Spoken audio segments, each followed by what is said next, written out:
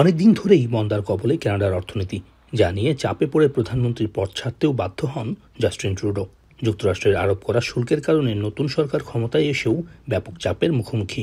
বাণিজ্য ইস্যুতে mark Carney সরকার দফায় দফায় বৈঠক করেও অগ্রগতি না হওয়ায় 1 আগস্ট থেকে কার্যকর হয়েছে 35% শুল্ক।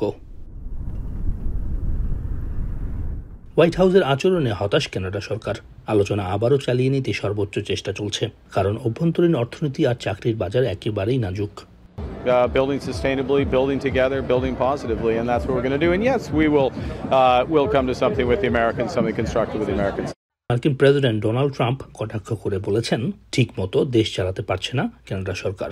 কানাডার যেসব পণ্য USMCA বাণিজ্য চুক্তির আওতায় পড়ে না, শুধু সেসব পণ্যের উপর 35% শুল্ক দিয়েছে যুক্তরাষ্ট্র।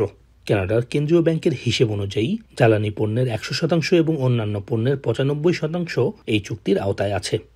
হিসাব নিকাশ করে দেখা গেছে যে একদিকে শুল্কমুক্ত পণ্য, যে 90% প্রোডাক্টই শুল্কমুক্তভাবে যাচ্ছে, আবার টার্গেটেড যে প্রোডাক্টগুলোর উপর হাই ট্যারিফ আছে, মোটামুটি গড় করলে কানাডিয়ান প্রোডাক্টগুলোর উপর যে শুল্ক থাকে সেটি খুব বেশি যে কানাডার ইকোনমিকে একেবারে নাড়াচাড়া দিয়ে ফেলবে সেটি নয়।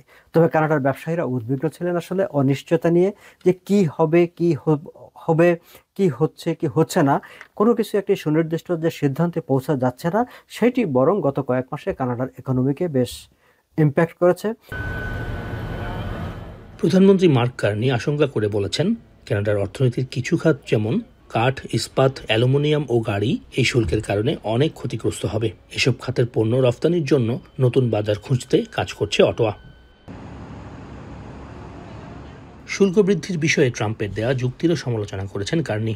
এই যেমন মাদক আমদানি নিয়ে ট্রাম্পের উদ্বেগ প্রকাশের জবাবে কার্নি জানান, যুক্তরাষ্ট্রে যে পরিমাণ ফ্যান্টানিল ঢোকে তার মাত্র 1% যায় কানাডা থেকে।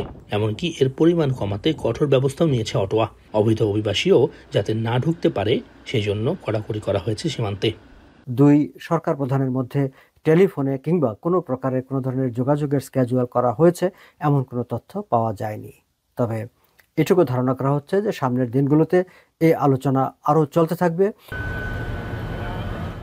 অনেক প্রদেশের প্রিমিয়ার বাণিজ্য আলোচনায় নমনীয় না হয়ে উল্টো যুক্তরাষ্ট্রের ওপর পাল্টা শুল্ক দেওয়ার আহ্বান জানিয়েছেন। কানাডা থেকে বিদ্যুৎ, তেলসহ যেসব পণ্য যুক্তরাষ্ট্রে যায় তার ওপর কঠোর হলে ওয়াশিংটনের সুর নরম হবে বলে মনে করেন তারা।